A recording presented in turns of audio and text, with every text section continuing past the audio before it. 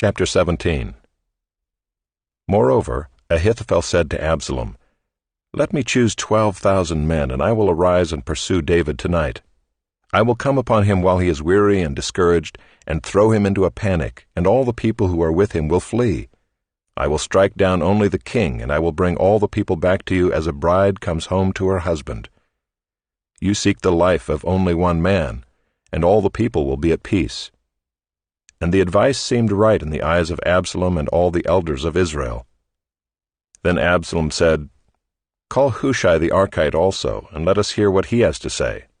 And when Hushai came to Absalom, Absalom said to him, "Thus has Ahithophel spoken. Shall we do as he says? If not, you speak." Then Hushai said to Absalom, "This time the counsel that Ahithophel has given is not good." Hushai said, "You know that your father and his men are mighty men, and that they are enraged like a bear robbed of her cubs in the field. Besides, your father is expert in war. He will not spend the night with the people. Behold, even now he has hidden himself in one of the pits or in some other place. And as soon as some of the people fall at the first attack, whoever hears it will say, 'There has been a slaughter among the people who follow Absalom.' Then even the valiant men whose heart is like the heart of a lion will utterly melt with fear, for all Israel knows that your father is a mighty man, and that those who are with him are valiant men. But my counsel is that all Israel be gathered to you from Dan to Beersheba, as the sand by the sea for multitude, and that you go to battle in person. So we shall come upon him in some place where he is to be found, and we shall light upon him as the dew falls on the ground, and of him and all the men with him not one will be left. If he withdraws into a city, then all Israel will bring ropes to that city, and we shall drag it into the valley, until not even a pebble is to be found there."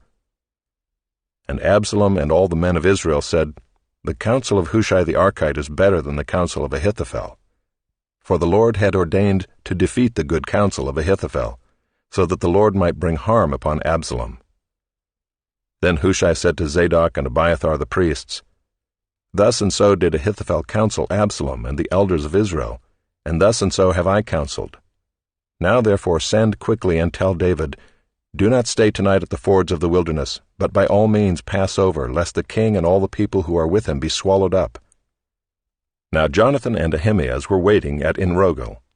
A female servant was to go and tell them, and they were to go and tell King David, for they were not to be seen entering the city. But a young man saw them and told Absalom.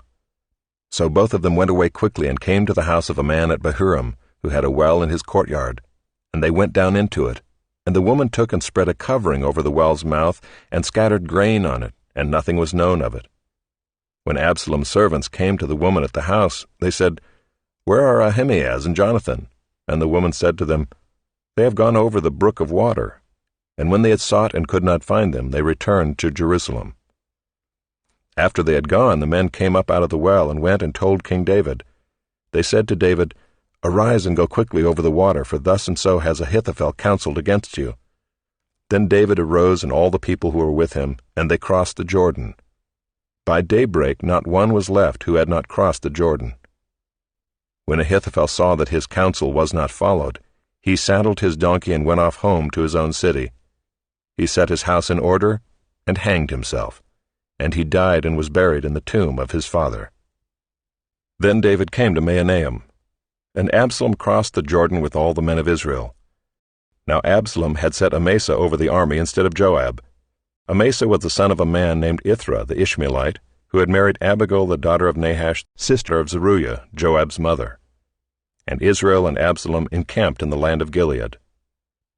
When David came to Mahanaim, Shobai the son of Nahash from Rabbah of the Ammonites, and Machir the son of Ammiel from Lo-debar, and Barzillai the Gileadite from Rogelim, brought beds, basins, and earthen vessels, wheat, barley, flour, parched grain, beans and lentils, honey and curds and sheep and cheese from the herd, for David and the people with him to eat, for they said, "The people are hungry and weary and thirsty in the wilderness."